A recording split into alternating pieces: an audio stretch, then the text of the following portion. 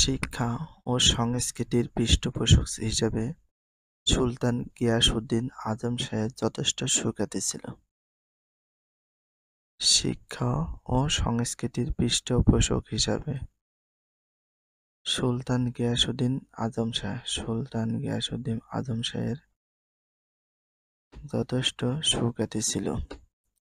সুলতান গিয়াসউদ্দিন আজম শাহের যথেষ্ট সুখ্যাতি ছিল কি হিসাবে? শিক্ষা ও সংস্কৃতির পৃষ্ঠপোষক হিসাবে। কি হিসাবে? শিক্ষা সংস্কৃতির পৃষ্ঠপোষক হিসাবে। Very very important. কবি সাহিত্যগণকে তিনি সমাদর শ্রদ্ধা করতেন। তিনি কাব্যরসিক ছিলেন এবং বাংলার সুলতান হলেও নিজে ফার্সি ভাষায় কবিতা রচনা করতেন।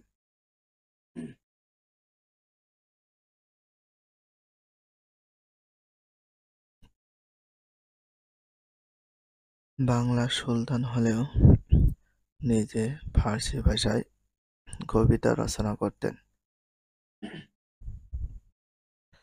ফার্সি ভাষায় কবিতা রচনা করতেন কে?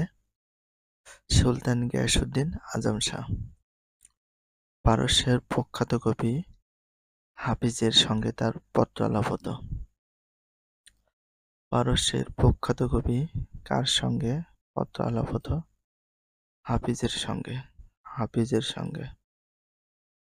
মুসলমান শিক্ষা ও সংস্কৃতি বিকাশ এবং বাংলা সাহিত্যের পৃষ্ঠপোষকতার জন্য গিয়াসউদ্দিন আজম শাহ বঙ্গের ইতিহাসে এক বিশিষ্ট স্থান অধিকার করে আছেন। তার রাজত্বকালে শাহ মোহাম্মদ শগীর ইউসুফ জুলেখা কাব্য রচনা করেন। ইউসুফ জুলেখা কাব্য রচনা করেন কে? Shah Mohammad Shagir. Best of important, very very important. Best of very very important. Best of very very importance. Yusuf Zulekha কাব্য রচনা করেন কে? শাহ মোহাম্মদ শগীর। শাহ মোহাম্মদ শগীর ইউসুফ জুলেখা কাব্য রচনা করেন কার রাজত্বকালে? গিয়াসউদ্দিন আজম শাহ। সুলতান গিয়াসউদ্দিন আজম শাহের রাজত্বকালে। সুলতান গিয়াসউদ্দিন আজম শাহের রাজত্বকালে। সুলতান গিয়াসউদ্দিন আজম শাহের রাজত্বকালে বিখ্যাত সুফি সাধক গিয়াসউদ্দিন আজম শাহের রাজত্বকালে বিখ্যাত সুফি সাধক আজম শাহের রাজত্বকালে বিখ্যাত সুফি সাধক কে ছিল? নূর কুতুবুল আলম। নূর কুতুবুল আলম পান্ডুয়ার আস্তানা গড়ে তোলেন। Very very important. তাহলে কার রাজত্বকালে বিখ্যাত সুফি নূর কুতুবুল আলম পান্ডুয়া আস্তানা গড়ে তোলেন? আজম শাহ, গিয়াসউদ্দিন আজম শাহ। ফলে পান্ডুয়া ইসলাম শিক্ষা সংস্কৃতি কেন্দ্র হিসেবে খ্যাতি অর্জন করেছিল। ইসলাম শিক্ষা সংস্কৃতি কেন্দ্র হিসেবে খ্যাতি অর্জন করেছিল কে? পান্ডুয়া।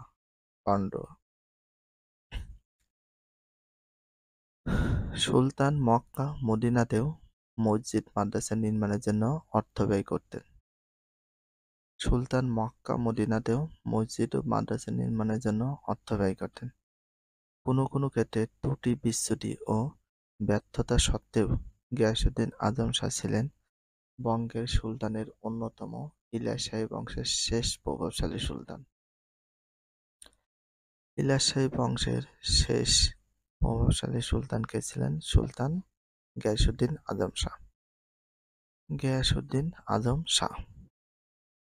বঙ্গের সুলতানদের অন্যতম কে ছিলেন? সুলতান গিয়াসউদ্দিন আজম শাহ। ইলিয়াস শাহী বংশের শেষ প্রভাবশালী সুলতান কে ছিলেন? গিয়াসউদ্দিন আজম শাহ।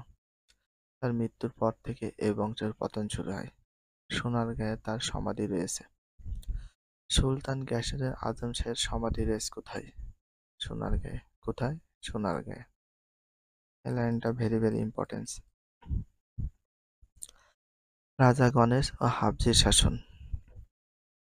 সাধারণভাবে বলা যায় বাংলার ইতিহাসে 200 বছর মুসলমান সুলতানদের স্বাধীন রাজত্বের যুগ। বাংলার ইতিহাসে কয়শো বছর? 200 বছর। কয়শো বছর?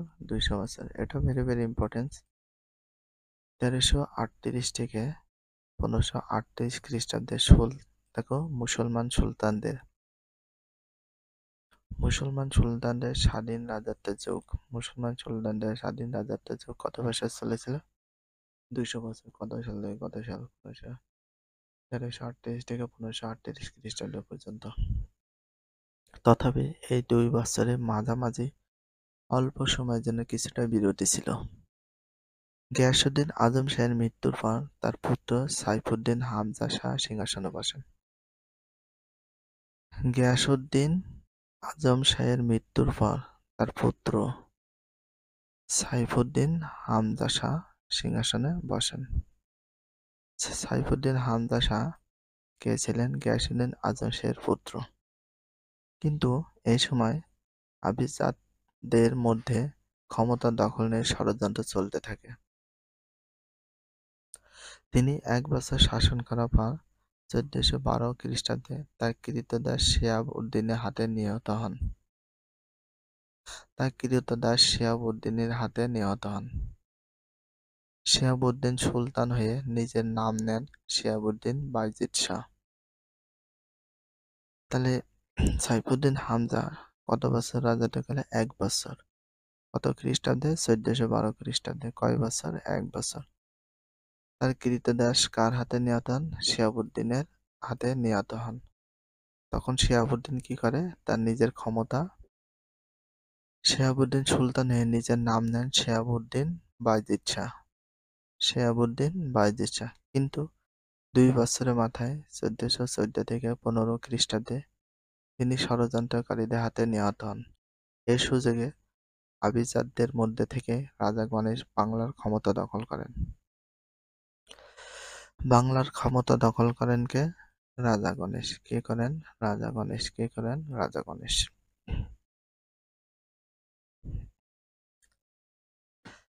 বাংলার সুলতান আজম শাহের একজন উচ্চপদস্থ অমাত্য ছিলেন রাজা গণেশ। বাংলার সুলতান গিয়াসউদ্দিন আজম শাহের একজন উচ্চপদস্থ অমাত্যা কে ছিলেন? রাজা গণেশ। কে ছিলেন? রাজা গণেশ। Very very important. জানা যায় গণেশ প্রথমে দিনাজপুরের ভাতুরিয়া অঞ্চলে একজন রাজা ছিলেন। জানা যায় গণেশ প্রথমে দিনাজপুরের ভাতুরিয়া অঞ্চলে একজন রাজা ছিলেন। তিনি সুলতানের দরবারে চাকরি নেন। চাকরি নিয়ে তিনি অন্যান্য অভিজাতদের মতোই রাজনৈতিক শক্তি সঞ্চয় করতে থাকেন। তার ইচ্ছা ছিল মুসলমানদের মতো রাজ সিংহাসনে আরোহণ করা। এ লক্ষ্যে তিনি ইলিয়াস শাহী বংশ উচ্ছেদ করে নিজের ক্ষমতায় বসেন।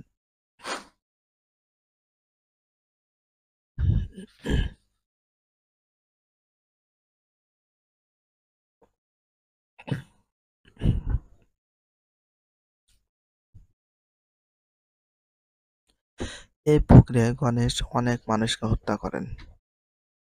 তার মানে তার ইচ্ছা ছিল মুসলমানদের মতো রাজ সিংহাসনে আরোহণ করা। এর লক্ষ্যে তিনি ইলিয়াস শাহী বংশ উচ্ছেদ করে নিজের ক্ষমতায় বসেন। এই প্রক্রিয়ায় গণেশ অনেক মানুষকে হত্যা করেন। তার হাত থেকে মুসলমানদের রক্ষা করার জন্য দরবেশদের নেতা নূর কুতুবুল আলম জৌনপুরে সুলতান ইব্রাহিম শার্কির নিকটে আবেদন জানান। ইব্রাহিম শার্কি সসৈন্য বাংলায় উপস্থিত হলে গণেশ ভয় পেয়ে যান। অবশেষে তিনি আপোস করেন দরবেশ নূর কুতুবুল আলমের সাথে। শর্ত অনুযায়ী গণেশ তার ছেলে যদুকে ইসলাম ধর্মে দীক্ষিত করেন এবং ছেলের হাতে বাংলা সিংহাসন ছেড়ে দেন। মুসলমান হওয়ার পর যদুর নাম হয় জালালউদ্দিন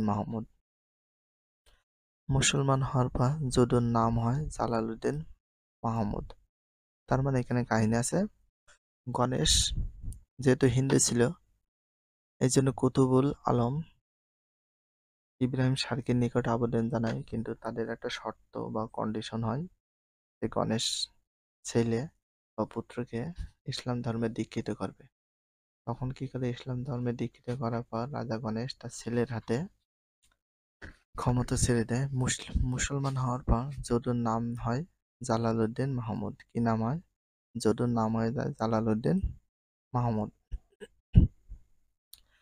সুলতান ইব্রাহিম শর্কী জালালউদ্দিনকে সিংহাসনে বসে ফিরে যান নিজ দেশ জৌনপুরে। সুলতান ইব্রাহিম শর্কী জালালউদ্দিনকে সিংহাসনে বসে ফিরে যান কোথায়? নিজ দেশ জৌনপুরে। নিজের দেশ জৌনপুরে ফিরে যান। কাকে? জালালউদ্দিনকে সিংহাসনে বসে। গণেশ দুইবার সিংহাসনে বসেছিলেন। গণেশ কয়বার সিংহাসনে বসেছিলেন? দুইবার। তাহলে গণেশ কতবার সিংহাসনে বসেছিলেন? দুইবার। Very very important. প্রথমবার কয়েক মাস মাত্র ক্ষমতায় ছিলেন। 1415 খ্রিস্টাব্দের মাঝামাঝি ইব্রাহিম শর্কী জালালউদ্দিন মাহমুদ শাহকে সিংহাসনে বসান। ইব্রাহিম শর্কী ফিরে গেলে নিজেকে নিরাপদ মনে করেন গণেশ। তখন জালালউদ্দিনকে সিংহাসন থেকে সরিয়ে দিয়ে পুনরায় নিজে ক্ষমতা গ্রহণ করেন। গণেশ 1418 খ্রিস্টাব্দে মৃত্যুবরণ করেন। তাহলে গণেশ কত খ্রিস্টাব্দে মৃত্যুবরণ করেন? 1418। রাজা গণেশের মৃত্যুর পর হিন্দু অমাত্যগণ গণেশের পুত্র মহেন্দ্রদেবকে বঙ্গের সিংহাসনে বসান। কিন্তু অতি অল্পকালের মধ্যে মহেন্দ্রদেবকে অপসারিত করে গণেশের পুত্র জালালউদ্দিন দ্বিতীয়বার বঙ্গের সিংহাসন আরোহণ করেন।